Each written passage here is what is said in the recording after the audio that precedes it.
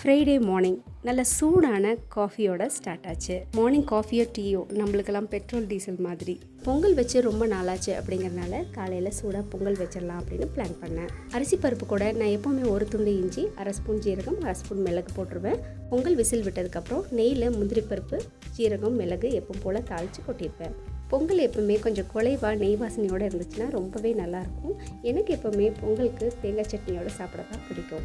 மதிய லஞ்சுக்கு கடலை சட்னி கொஞ்சம் வைக்கலாம் அப்படின்ட்டு பிளான் பண்ணேன். கடலை சட்னிக்கு கடலை நல்லா வறுத்துட்டு தனியாக எடுத்து வச்சுட்டு கடாயில் எண்ணெய் கொஞ்சம் ஊற்றி கூடவே ஜீரகம், மிளகு, பூண்டு, வரமிளகா, கருவேப்பிலை, ஒரு துண்டு புளி இதெல்லாம் சேர்த்து நல்லா வறுத்துட்டு அது கூடவே கல்லுப்பு சேர்த்துட்டு அரைச்சி எடுத்துட்டேன்.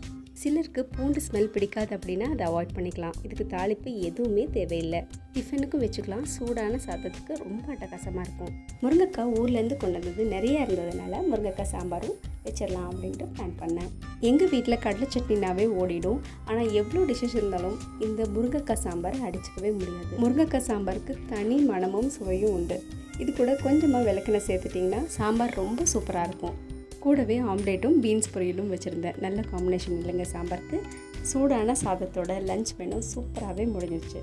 நைட் டின்னருக்கு அடுத்தோசை மாவுக்கு ஊற வச்சுருந்தேன். அதில் நிறைய வெங்காயம், நிறைய கொத்தமல்லி, கருவேப்பிலை இதெல்லாம் போட்டு மிக்ஸ் பண்ணி கொஞ்சமாக தண்ணி விட்டு நல்லா சூடான தோசை தவாவில் பரத்தி எடுத்திங்கன்னா அவ்வளோ சூப்பராக இருக்கும்.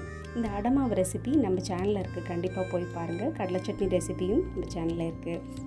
நிறைய வெங்காயம், கொத்தமல்லி போட்டிருந்தேன். அந்த அடை தோசையோட வாசனையும் நல்லா கிறிஸ்பியாக உங்களுக்கு வரும். ரொம்ப சூப்பராக இருக்கும் நீங்கள் சாப்பிட்றதுக்கு. ஒரு முறை இதை செஞ்சு பார்த்துட்டிங்க அப்படின்னா அடிக்கடி கண்டிப்பாக செய்வீங்க. நல்லா கிறிஸ்பியாகவும் சாஃப்டாகவும் வந்துருந்தது. அடை தோசைக்கு எப்போவுமே தேங்காய் சட்னி நல்லா சுருக்குன்னு அரைச்சி சாப்பிட்டா ரொம்பவே நல்லாயிருக்கும்.